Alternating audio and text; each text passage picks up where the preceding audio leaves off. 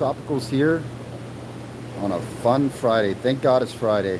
It's been pretty crazy week for us here at Imperial, but we got through it. We had the hurricane that came through this past week.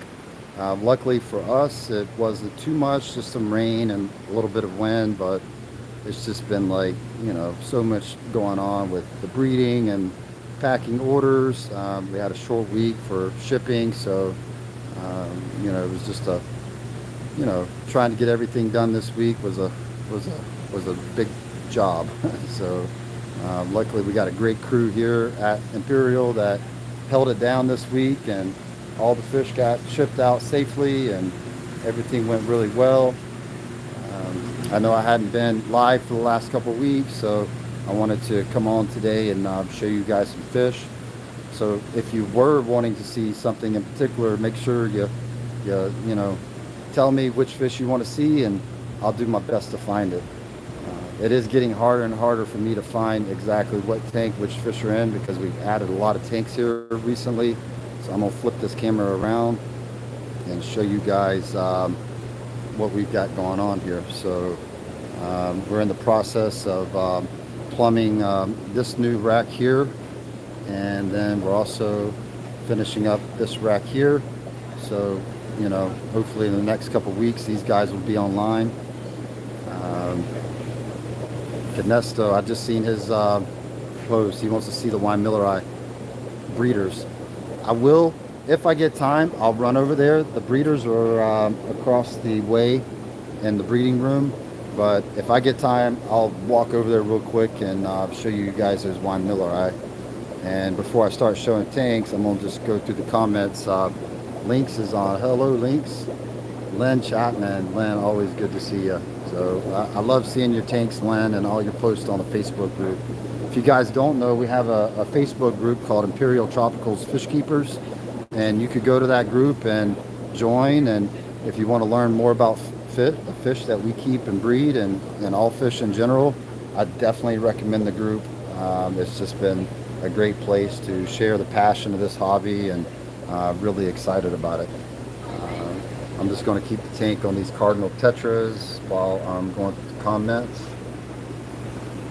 Joe Rudes, what's up? Hello. Chemo, hello. Michael, Canesto. Steven just got his 6 5-inch hat. Thank you. Awesome, Steve. It always stresses me when we ship out those big guys like that, because they have to take special care when they're packaging up those big hats. So I'm glad that everything arrived safely and good. John Mayberry, glad to see you back. Did you get a lot of rain from the storm? We did. We actually got, I'm going to just say 5 inches. I never did hear any official number for how much rain, but we got definitely a good rain from it. The good thing about it is that we were already, a little bit low with our water levels, because it was such a long drought this spring. So this rain actually just kind of topped everything off to a good level. Now it's still early in the hurricane season for us, so we're going to have to be prepared for bigger storms, which hopefully we don't get. But everything went good with this one, so we're thankful for that. These cardinals are just, man, they're one of my favorite fish. I like the red and blue neons, don't get me wrong, but there's just something about the cardinal tetras that have that long streak of red and that long streak of blue. If I had a dream tank, it would be like a massive tank, 400 gallons with about 300 of these guys schooling in it. Canesto asked about the wine Millerai, so I'm going to try to get over there to show him those. African cichlids, Steven wants to see. Jesse asked if this is the new building. Yes, it is the new building. You can see we got a rack of 10-gallon tanks there. Most of this is for wholesale orders that you can see here in these tanks. There's a lot of calcium on the sides of them, but you can see them. This is for an order going out Monday. But yeah, this is the new building. So I don't even know how many tanks we got. There's my beautiful wife. Everybody say hello. And we Yeah, I don't even know how many tanks we got. I would say right around 500 tanks up and running. I've been meaning to do a count, but it's like, we're just trying to get tanks in and set up. The problem with, has been getting materials and supplies. We still have a few tanks. There's Drayden. We still have a few tanks over there in the corner that are going to be going on this rack. I listed some of the stuff. You want me to show you which Yeah, ones? yeah. They're wanting to see fish, so Start right here with these quarries. we just started with these. This is a shipment that just came in last week, right, from Peru? Yeah, these came on Thursday, I believe. They all came in really nice, settled in nicely. We hit them with a brief antibiotic, and that's why the water's going to be yellow for all these tanks, but we haven't had any losses on these fish. Yeah. They're a perfect size, like almost 2 inches. Yeah, these are big for Julie's, right? I mean, usually tank they're tiny. tank raised ones are small, so real happy with the size on these guys. Yeah, all the quarries we'll show you came in really, really healthy. Yeah. And the quarries are just getting more and more popular. That there's always been like a supply and demand on them. Like mostly you were able to find like Paleatis, greens, or albinos. But now that we're able to bring in stuff straight from Peru, Colombia, we're able to get some really nice stuff. Yeah, definitely. We can go to skunk quarries down there too. Those are huge. Yeah, these remind me of the Panda because of the black line, but the fact that it goes all the way across the back of them, I think, is really cool. Yeah. Yep, they think the black line is for predator evasion. When you see a bunch of these schooling from above, it really looks like a big snake or something. So the idea there is that what's trying to eat them stays away as they shoal around the sand. Yeah. And we're seeing more and more people, buy all the different types of quarries. So it's good to see that because they're really beneficial in a community tank to help keep it clean and just add to the community. Yeah, we got some bleeding hearts up top in a dark tank. I was real happy with these guys too. No losses on them since they came in. And guys, the water quality or the water tent that you see is what we do is like a preventative stress. After the fish come in, they're going to be stressed from being shipped, and but it's just a precautionary thing that we do with some of these fish. You can see the nice bleeding hearts on them. We should have some of these next week. They're not up yet, but these are Leporinus, the striped Leporinus. Very robust tetra. They look pretty cool in big tanks with like Geophagus and Severums and Oscars and stuff like that. And they don't get too big either, right? 5-6 inches? Or? I think 6-7 probably more accurate, but they're definitely not the biggest one out there, and they're not super aggressive either. They can be towards each other, but usually in a big tank like the 75 or 100 gallon, they mind their own business. I really like the stripes on them. These will also be going up later in the week. We're just working on fattening them up right now, but you can see they're active in eating morsels off the ground. What's wild about this is the name represents their personality. It's the spotted headstander, and if you look at them, they're all standing on their head. That's literally how they swim, almost 90 degrees upright. Yeah. Picking food up off the ground and off of surface of leaves and driftwood and stuff. They look really nice if you have a big algae covered piece of driftwood in your tank. They'll just line up and eat there all day. Yeah, I think that's really cool. And the name, you don't see this type of activity mostly from tetras and stuff like that. And then some cool whiptails down here. Yeah, these guys are liking the sand. They're burying in it. Yeah, these are one of the unidentified whiptails from Peru. Yeah. We're calling them tiger whiptails. They're related to the chameleon whiptails, which I know everyone likes. So yeah, that's the one that's black and white, changes colors. Yeah, they're related to them. They got really nice modeling on them. Nice whiskers on their mouths. They bury themselves into the sand. Yeah. And what's cool is all these fish that we just showed them could all go together. Yeah, they're all perfectly fine together. Nothing aggressive really on this order. Yeah. Let's see. Got a few wild Oscars left from Colombia.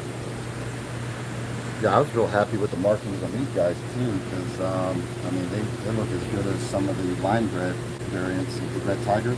Yeah, they look awesome, and they're growing extremely quickly. I mean, when we got them in, they were like 1.5 inches, and now they're 3 to 4. Like the L29s, 129s too. Those were nice. Yep, another good small pleco. They only get like 2.5, 3 inches. Yeah. Perfect for 10 gallons.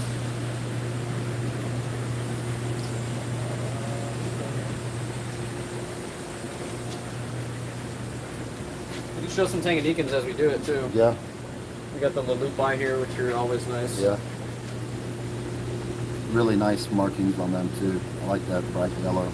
If you guys didn't see, we got in a whole bunch of Tanganyikans last week. They all came in super nice, very good size. Lots of stuff we've never seen before. 3 or 4 Gelitochromis species, a couple different Cyprochromis. We got some shell dwellers in. Really nice Compressiceps and Calvus too as well. So definitely check out the Tanganyikan section if you're at all interested in expanding your African cichlids. And what's nice is that, you know, we're able to bring in a lot of new Tanganyikans, but we're also breeding a lot. So like all these came from us. There's, I think the Kaisers. Those come from us. And those get a nice bright yellow band on them, so they're really nice. Got some Gelitochromis Mark Smith eye. There's one in there that's like solid yellow. Yeah, it is unique, ain't it? I'm not sure what causes that, but they are very pretty fish. Yeah.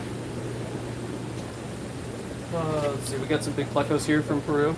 This is the mustard. Mustard spot. We've had these before, but they're a lot bigger this time. They look better. They're huge. Yeah. Really nice patterns. Yeah, really nice. It's another one that doesn't get too big, you know. And these are going to be like kind of like the Pinaki types. This is the Pinaculus, so they're going to be they like wood in the tank. And yeah, they'll eat the stuff that grows on the surface of wood. So it's very beneficial to them to have, again, like an algae or piece of driftwood in there. It might be hard to see, but if you can get the pattern, they're really cool. Yeah. These are L226. I believe I still need to list them, but we should have them up hopefully by the end of the day. Yeah.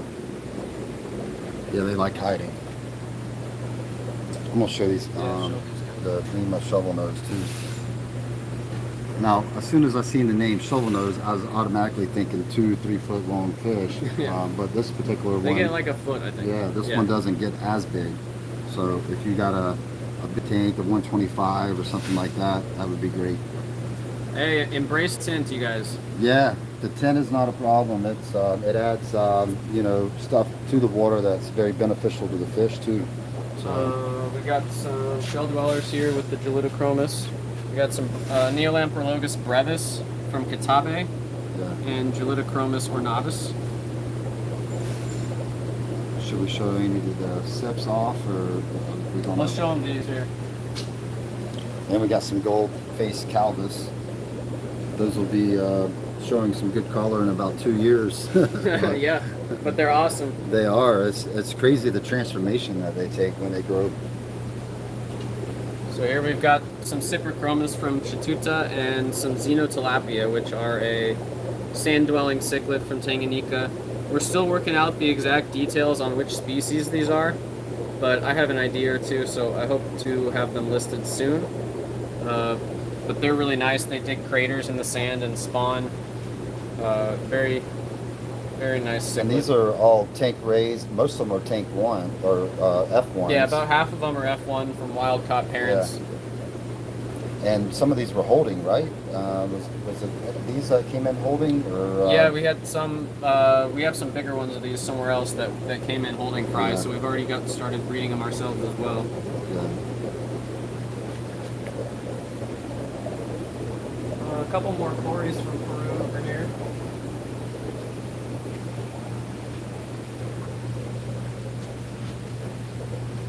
These are Zygotist Corns, or black band quarries. You can see they came in really nice, really big. Yeah, big size on them.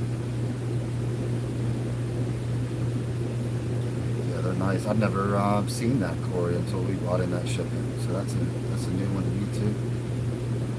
It's got the nice black stripe and it's got like some gold on its head. Yeah, they have a nice blue sheen on them too. These aren't up just yet, but they will be soon. They're just coming off of quarantine right now. These are wild caught panda Quarries. Which are always a favorite. Pandas. Definitely a favorite. Just the black, distinct black panda stripes on them. Yeah, and you can see they're a good size, a lot bigger than the tank raised ones we were getting from some of our suppliers, so we're happy to have them in at a good size.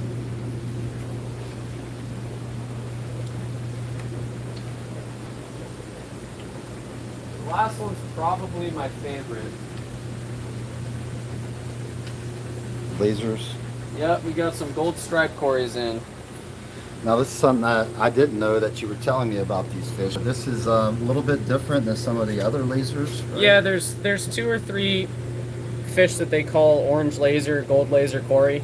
They all have different CW numbers or C numbers, which is just kind of like L numbers with plecos. It's a way of classifying them. So these aren't the most common orange laser that you see usually, but they're a newer species that's been exported, and hopefully the camera picks up how cool they are. If not, I'm going to try to get a photo of them early next week for you guys. But they look nice. They're awesome. Yeah, no, they look real nice. And, I mean, I would say, I don't know much about the size, but it looks like a smaller type that doesn't get as big. Yeah, they'll probably get about 2 inches. I don't think they get much bigger than that. Definitely not as big as those Zygotist Corns were. There's some reticulated, right? Yep. These are from Peru as well. Yeah. They came in last time. Yeah. So lots and lots of Corys on the website. So that's been like one of the most requested groups of fish over the years that we were having a hard time, you know, supplying. And now that we've got plenty of tanks, we're able to bring those guys in, you know, pretty easily. So some nice German blue rams right there. You can see some males and females pairing up. So I'm gonna go grab some food and hit the chat and see if people are asking questions. That'll work. Thank you. Yeah, see you guys. Ali Sean, I'm going to let Drayden answer that one because I'm not even familiar with that Cory. But there's so many like new Corys that are coming out that, you know, it's a good chance. You know, the good news is Brazil has opened up their fisheries more, so we're seeing a lot of new fish come from Brazil. So we're going to start planning a Brazil order really soon. Jake's like, hey, make sure you show off the Dragon Bloods because we finally got our strain back to where we're happy. It was kind of a learning curve for us with this fish because you know, you have to really be selective breeding on it to keep that red. So this is one of our first batches in that we could actually say, hey, this is you know, red dragon blood, you know, instead of the orange. Now they'll still have orange, but you know, we're seeing a much higher percentage of red on their body. So if you guys been wanting a red dragon blood, we do have them, you know, available now. So Venustus, always a favorite in the African world. You can see those guys are some males already starting to color up, but really nice. So I'm gonna look through the chat, and I know some people were asking about seeing certain things. So in fact, I'm just gonna start from the bottom. So Joe Oliver's Guppies and Aquatics, hello.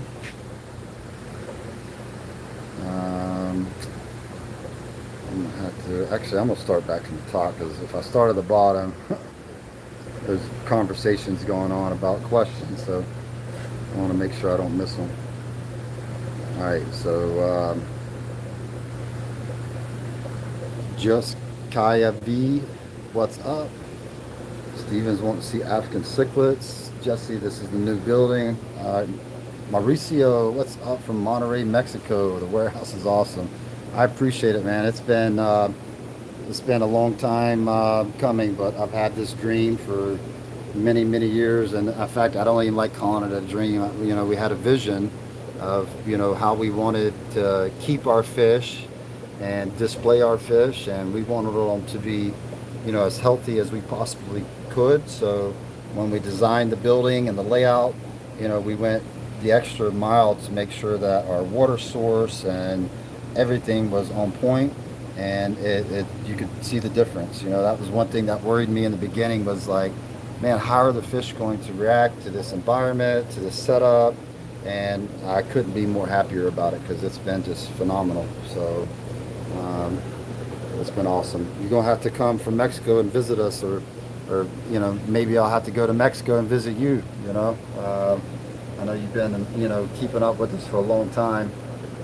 When I had COVID and I was in quarantine for so long, the wife and I started watching the show Narcos. So I'll be honest with you, I'm a little intimidated to go back to Mexico.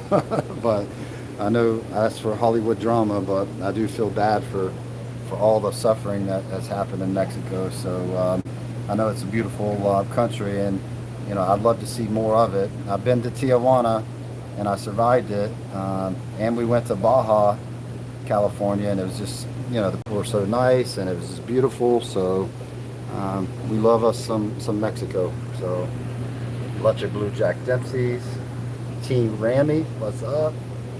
Joe Estes got 150 neons, all healthy and looking great. Now that's what I'm talking about. If you're gonna do neons or cardinals, you might as well do a big schooling group. I would assume that you got a big tank, Joe. So I'd like to see pictures of it on the Facebook group if you get time. I think that's, like I said, big schooling groups of tetras are like some of my favorites. So we do have some redhead topos. These guys are going really, really quick. I want to say we had like 50 of them at the beginning of the week, and it looked like about 10 or 15. They're all hiding in the corner. They don't like me pointing the camera at them, but really nice. We got some wild-caught angels in on that last Peru order also. I think we haven't had any issues with them, but we're still monitoring them. So I'm hoping, by next week we can start listing these guys also. But wild scalera, I mean, I love them. I think they have much more, nice markings on them than some of the domestic raised stuff. Hector's asking if we're breeding in this room. We are. We have we have a few tanks that are, in fact, right here next to us. We had this pair of flower horns sitting around, and they wanted to set those guys up. So we got a male and a female flower horn in here. And then we also have some breeding tanks of some Tanganyikans down here. This is the boops. And you can see the male, if you don't get too shy. Try to get the reflection off the thing. He's really, really shy. See if he'll come out. There we go. Really, really nice. You can see he's got all the females pinned up here in the corner, and there's actually a subdominant male up there also. Really cool breeding behavior on these guys. Like, the Malawi fish are a lot like that also. The group spawners, the male's going to take over the tank, and he'll keep all the females, basically, pin up on one side of the tank. And really, really cool. And this Geophagus, we've had them, I don't know, like for a month now, and every time I walk by I have to stop. I'm like, man, those guys are just spectacular. This is the Geophagus branchus, which I'd never even, been familiar with that fish. It's crazy, how, after being in this hobby for so long, that still constantly learning about new types of geos and new types of quarries. But this is a really nice Geophagus right here though. So, and this is a good size. So these actually came from a friend of mine that breeds them here locally. So, a lot of times these types of fish, once they sell out, it's a good while before we get another batch in, just because they're not being commercially produced. They're just being bred by the hobby. So I think it's really cool though to be able to have your friends breed really cool fish. All right, Ahmad's on. What's up? He finally got caught up with work. So, man, he sent me pictures of his work space yesterday, and I was like blown away. I'm like, man, you know how many fish tanks I could fit in that place? So I'm glad to see him doing good. Brian P, Ali Sean, Michael Machos, he wants to see some rams. All right, so like I said, whoever mentioned first, what types they want to see, those are the ones I'm going to try to walk by. I know I quickly flipped the camera on the German Blues, but I'll go ahead and show you the other rams that we have in. Plus we have I don't even know how many types of epistogrammas we have now, but I mean, we have at least 10 different types of epistos. So trying to get in here and let you see these guys. So, the difference between our rams and, a lot of others is that, we actually breed them in-house. And I have a friend locally that breeds a lot of them. So they're just the health of them. They're always been known as a weaker fish to keep, that they were real picky on water parameters and water quality, but our rams are really strong, and we rarely ever have any issues with them. You can see the gold rams right here, and then we might be out of electric blues. Let me see. I see some on top. Yeah, so it must just be the gold and the German blues that are available right now, but they're looking really nice. So I'm gonna walk around, keep reading comments. Byron Stewart, thanks Mike for the beautiful fish. Man, thank you also for supporting us. Like, this is like a dream job. I mean, who gets to go play with fish all day? I mean, it really doesn't get any better than that for us. And it's not just me that feels that way. The people that work here are very, very passionate about fish. So we love what we do, and we thank you guys for supporting us. All right, I showed you the Barsos. We want to see the 3 to 4 inch male dragon bloods. I showed them earlier in the video, but I'm gonna show them one more time just because they're so nice. But I mean, the markings on these guys are really, really nice. And what's really unique, like we could pull like the dominant one out, and then one of these subdominants, like this guy, will look just like that guy. So it's a dominance factor. In fact, we spend a lot of our time with our customers, explaining to them, like, they're like, man, I bought a 4-inch male peacock and he looked really colorful when I got him, and then I put him in my all male tank and he hasn't shown any color in like 2 months. And there's a reason for that. It's there's a pecking dominance order in the tank, and if the new fish, which typically the new fish does get picked on, he's not going to color up. I mean, I could take one of those red dragon bloods and throw him in a tank that's established with other dominant male peacocks, and within a few days he's going to lose his color. If he's at the bottom end of that pecking order. That's why I'm always amazed at the Facebook group, how people are able to keep so many male peacocks in a tank colored up. It means that they have pristine water, and that they have a really good diet, and they do a lot of water changes. The Azurius, that male's looking really nice. Got him a big group of females. Earlier when y'all were asking about do we breed fish in this room, I showed you those Tanganyikans and the flathorn. There's maybe 3 or 4 other types that we're breeding in this room. We do get a lot of fish breeding in here that we do pull the eggs from, so like a lot of the African cichlids, if we see that they're holding, and it's a species that we don't have a lot of, then like the white blaze right here, I know we've been pulling some fry from those guys, but we don't typically pull fry from stuff that we breed a lot of over in the breeding rooms, so. But even the Tanganyikans, we'll definitely pull any babies, that we see from those guys breeding in the tank. So, all right, I'm gonna pause right here on these deepwater hats and let you watch them and go through more of the questions. Canesto's asking, how are the overseas shipping orders? Has it really opened up yet? It has opened up. So there's still a few places that we can't get fish from, like getting fish direct from Africa has not happened for us yet. I did hear last week that There's some flights starting to become available, but pretty much in South America, Colombia, Peru, Brazil, it's no problem to get fish. It takes sometimes a little bit longer after you place the order for them to ship, but they really have opened up the flights, you know. So the one thing that has changed is the freight cost is just been outrageous. You know, like the freight is costing us double what it used to.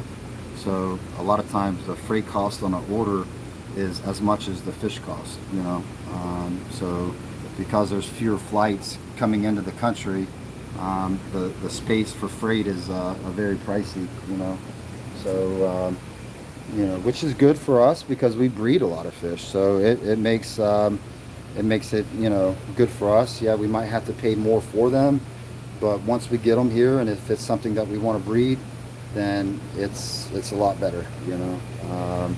We always prefer, you know, breeding fish in-house because we got much more control over inventory and everything else. One other thing I wanted to share with you guys is I know one thing that we get beat up on a lot is that we're out of stock on a lot of things, and I mean, unfortunately, that's just kind of the way things go, especially when we're not breeding it. Maybe we bring in a batch of F1s from a breeder and we have them on the website, and maybe the breeder stops breeding them, or we can't get any more of them, and so it stays up on the website even though it's out of stock. And you know, if it's something that we could get more of, trust me, we would have it. But unfortunately, inventory works that way with live fish. It's not like we're making these things with cookie cutters where we could just make as many, you know, nice 3-inch peacocks as we want. But one thing that we did do on the website that is new is that we put something on it to bring all the out of stock ones to the bottom of the page. So now when you're scrolling through the website, you're going to be able to see everything that's in stock, and then at the very bottom you're going to see the out of stock fish. Another thing that we're going to be working on the website is where you could choose sort the inventory by size. Right now, if you're looking for a 4-inch fish, you got to pretty much click on, you know, each type to see if there's any 4-inch available. So that is something that we've been for the last couple of years requested, and we just, you know, haven't had time to, you know, figure out how to do it in house. And then also if we have a, you know, computer guy work on it, it's you know, pretty costly. So we're hopefully getting to the point that we could have somebody go in there and reorganize our search bar, but it's going to take quite a bit of work because there's quite a bit of code that has to be put in there for you to be able to sort by size. So got a phone call coming in. Links is saying he received his 2 OB Ali cichlids and they're doing great. Appreciate that. I got 2 that look completely different from each other. Nice. Yeah, we try to do that, like especially on something like OBs. You know, they're let's go back and see what the OBs look like. Oh, after I show you these Cubans. Got some nice sized Cubans there. Those are nice. Now this is not a peaceful fish, and this is not a community fish. This is a fish that loves to fight, and they need to be kept with other fish, you know, that are of the same temperament. And if I remember right, this is the only cichlid that's found on Cuba. Like, you know, which is, I always thought really cool that Cuba has one cichlid, you know, on the island that's native, and it's this one. So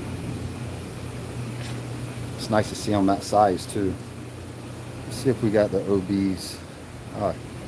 Here's some of them right here. Some of the OB Alis. A lot of females in there, but you can see a couple of the males starting to show some really good color. That one's got a lot of blue on it. That one's got white and blue. And you're going to see some with red and orange. I mean, you know, people either hate OBs or they love OBs. It's not anything in the middle. Me, I love them because of just the unique colors on them.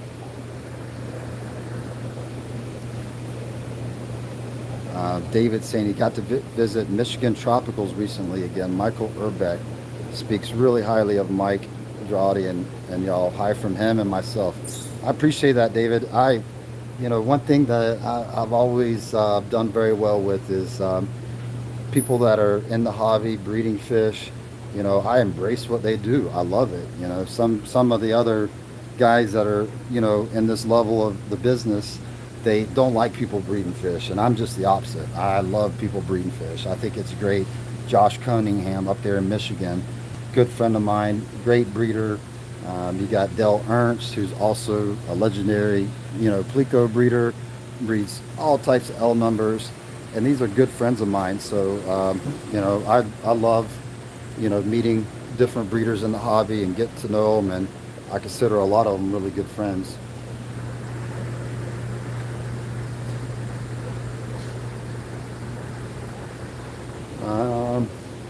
So Ali Shaw's, that's a good question. Ali Shaw's always got really good questions, and I like this one.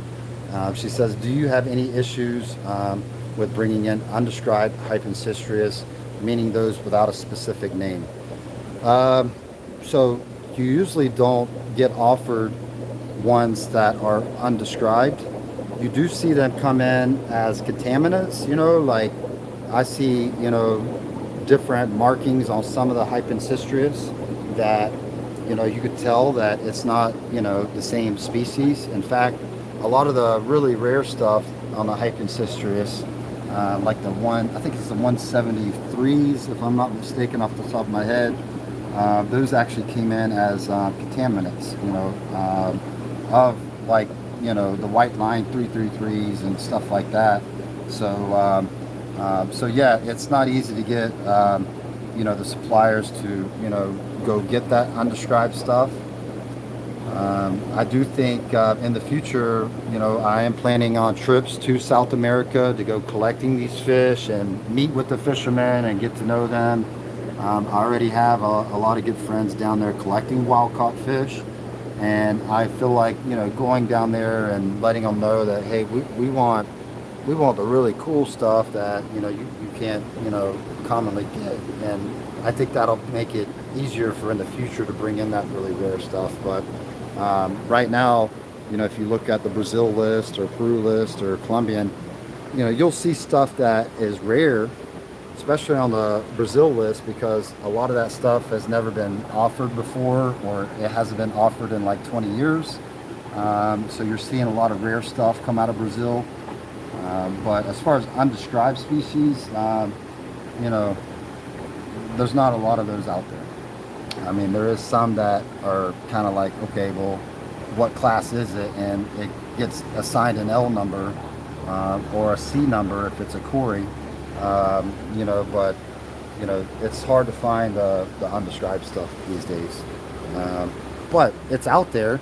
It's just that the fishermen, they don't go that far in the jungles to get it, and that's my dream, is to be able to go deep in the jungles and find really cool fish,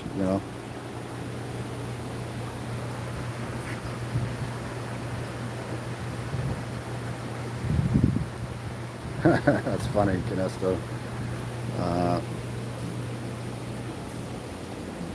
Lord Carrad's Chevy loves them. We do too. I mean, that's we've got a whiptail that we brought that came from Uruguay that Spencer Jack gave me. That it's one of my favorites. The guys are like, oh, we should stop breeding this fish because it doesn't sell that well, and I'm like, I don't care. I love the fish, so we keep it, and it's not a very prolific breeder, but we still keep it because of the connection that we have with those fish from Uruguay.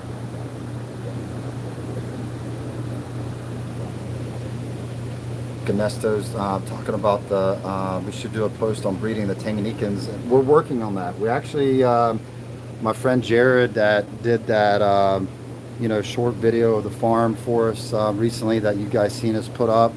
He's got like 10 videos lined up for Fish of the Week, and some of those are Tanganyikans. So, we're going to, talk about them and have good videos of them breeding.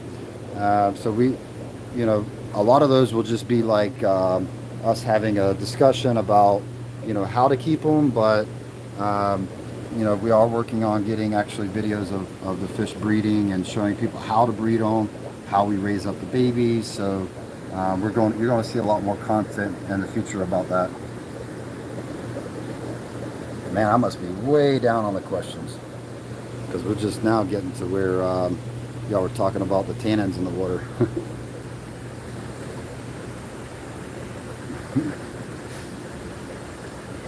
Chevy Fish is asking, do we deworm your puffers and quarries? Typically, the puffers that we've been getting have not been wild caught. We did bring in some puffers from Brazil. It's been about 6 months ago, and we did have to worm those guys. Same thing with the quarries. Probably worming is one of the last options that we'll treat for. Because it's just not something that we see a lot of. And then usually the problems with the wild caught is that they are very stressed when they're collected on the river, and then they're transported, if it's Colombia, they're transported all the way to Bogota, which is on top of a mountain that's very cold. So it's just really the stress. So what we like doing is we like getting them in, getting them acclimated, getting them healthy, and then it's seems to be a lot healthier by doing that route. But you do have to treat for worms. So we do have several different types of wormers that we use when we get in wild stuff, and usually you could tell the fish isn't getting a nice belly on it, it's not fattening up, so we that's when we usually go to the wormer.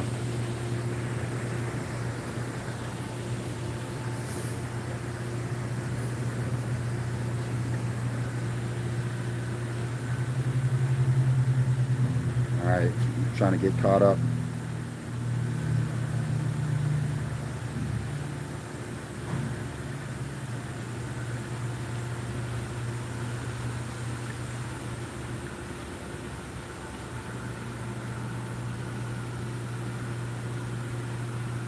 Alright, I just skipped through a bunch because there was some chat going on, which is good. I like it. Jesse says, yeah, my wife doesn't like that we live only 5 minutes up the road. It's crazy how many fish keepers are in Lakeland that I didn't know about before. It's like, we've got people that literally live like right down the road, like Jesse, and, I think it's awesome because, we are always looking, oh, we got to ship fish up north where fish keeping is more popular than Florida, but Florida's came a long ways with fish keeping. So it's cool to have, our customers so close to us. Lynn said she got one of those dragon bloods yesterday. Nice.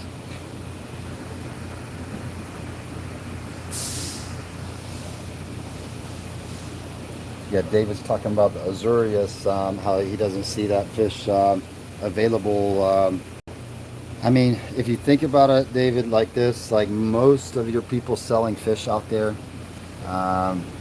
they're not breeding fish, and honestly, they're not even very good at packaging and selling fish. I'm still surprised when I see people ask about, hey, who's a good online store to buy from? Some of the names that pop up there, I'm like, really? I'm like, man, this guy does a terrible job with his fish. He doesn't, breed anything. And not only that, he steals people's images. Like I actually, this past week, did some online searching, and I found my pictures of my fish on at least 3 different online sellers. And these are online sellers that people are still recommending. Like one guy, and every picture on his website I could tell was stolen off Google. And it's like, that should be a red flag for anybody. If they don't have pictures of their fish and they're, if they say they're a breeder, then they don't have pictures of their breeders, then most likely they're just in it for a quick buck and not doing a very good job. So Ali Sean is asking if there's any Linthronops. Hopefully if Drayden's on, he can let you know. But we should have at least a few types on.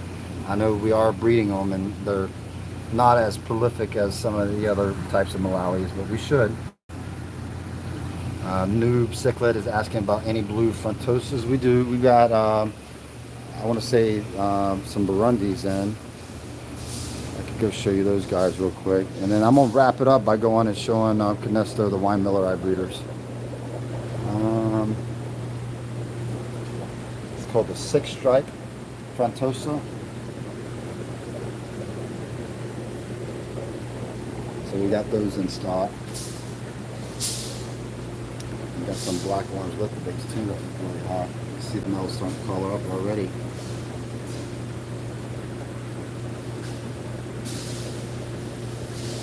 Every time somebody posts their black orange dorsal, everybody just goes nuts over it because that fish looks just spectacular when it's showing full color.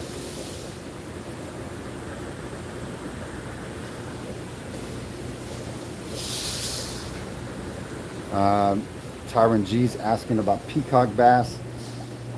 We do have some scheduled in 2 weeks, not next week, but the week after, from a friend of mine overseas. I thought we had a few Peacock Bass left, but it looks like we've sold them all out. So we're hoping, we've got young breeders growing up on a Peacock Bass. We're going to get back into breeding those guys.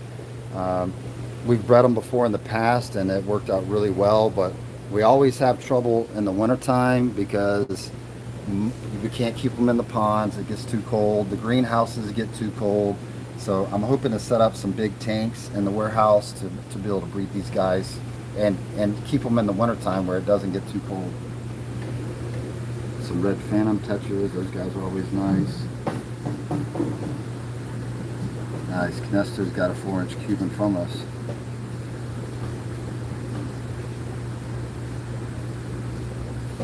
So yeah, we'll have more Peacock Bass in the future, but I know we have at least 1 or 2 types coming in 2 weeks. I appreciate that, Lynn. She's got 2 shipments recently. I know she's got a lot more than that over the last couple of years. So I appreciate that, Lynn.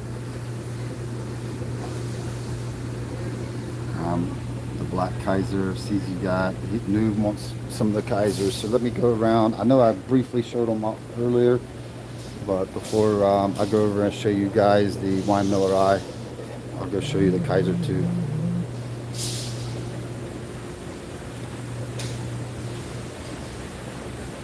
And at this size, they're just now starting to get their yellow bands. I like the Kaisers because they don't have as much yellow when they're small, like the Icola do, but the Kaisers get like yellow when they're adults and they just look stunning the rest of their life.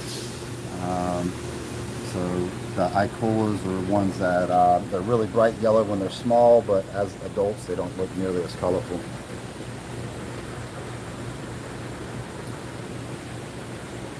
Ali Sean saying Fish and Wildlife in Jersey will confiscate unidentified hypencystrus. Yeah, they all need a name. So yeah, whenever they get shipped in, that's why you don't really see them available. Is they have to have a name. So, but usually that's why you only see them come in as contaminants. You know, like accidentals. But you know, I think with the new laws in Brazil, they could you know, as long as it's not on a red list, they could be shipped out. So I think you're going to see a lot more fish assigned L numbers that were previously not brought in. So at least that's what we're hoping for. Some Millerai, Julie Chromis.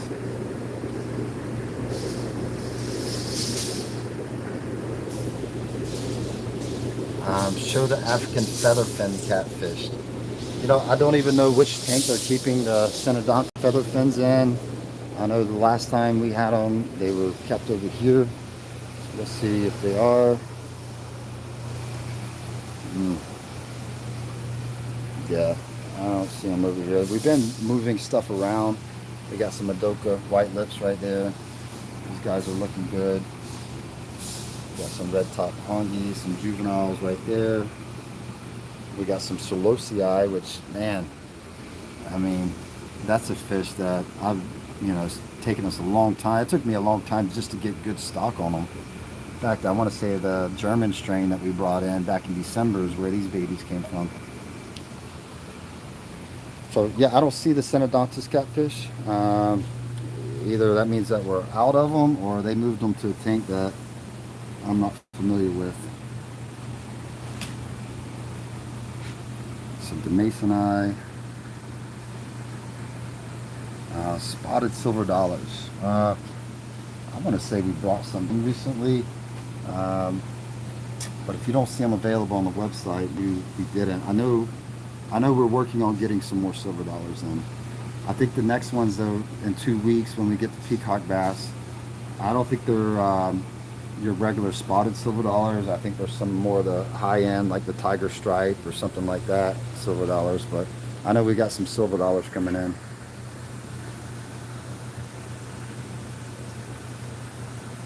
All right, Jack's on. What's up, Jack?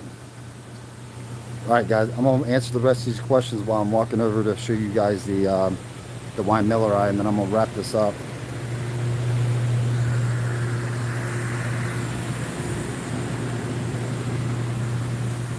Yeah, Ali Sean, I actually know what seller that is, and he is not a very big, how should I say it? Well, let's just say I don't care for him too much. So,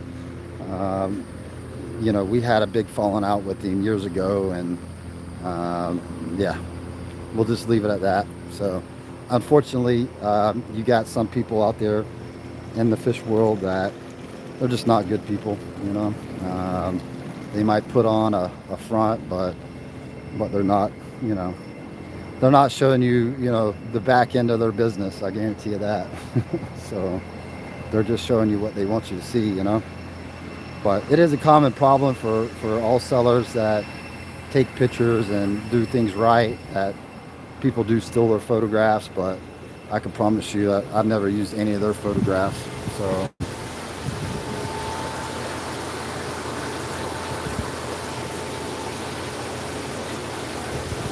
Marla Craig, thank you. She says she's ordered all her fish from us and she has 9 tanks up and running. Nice. Love hearing that.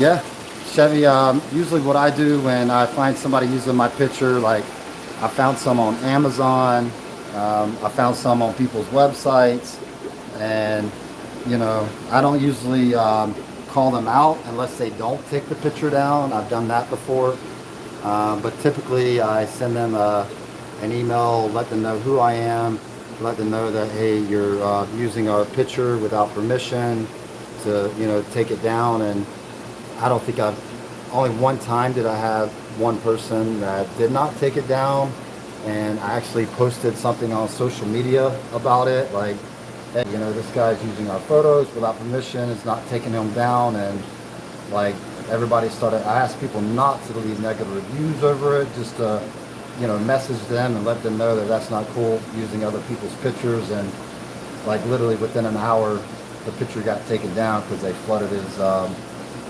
website with emails about, you know, how, you know, it's not cool to, you know, steal other people's pictures. I've had people cut logos out of them and still try to use them. So it's just, it's not a very ethical way to do business, you know.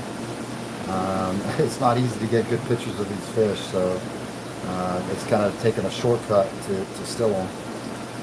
Here we go with the wine Millerai, Ernesto. There you go. You can see that one's looking like they're wanting to pair off right there. But they're not an easy fish to sex. At this size, you can start sexing them, but it's not an easy fish to sex because the males and the females show really good color. But these are some that we, you know, have holding back, and we'll probably be, you know, splitting this group in half and setting them up in multiple areas. But there's our breeding tank of wine Millerai. Woo! They didn't like that. They freak out anytime there's like a sudden movement. But guys, I could spend hours in here showing you all the fish, and you know, maybe on a future episode, if you guys want us to go to the breeding room and show you all the fish that are breeding, because it's pretty cool to actually see the breeding tanks. Mike Bernard does a really good job. setting these up for breeding and trying to make it as natural as they can to make them want to breed. So maybe one day that'll be a video all in itself, is to take you behind the scenes on the breeders. So I appreciate everybody joining us today and walking around and letting us show you our fish. So if you got any questions about the fish that you've seen today, make sure you send us an email, and we'll get back with you and try to answer all your questions. So everybody have a good weekend, stay safe, and I appreciate the support. So you guys have a good time, and we'll see you hopefully, if not next Friday, maybe the Friday after.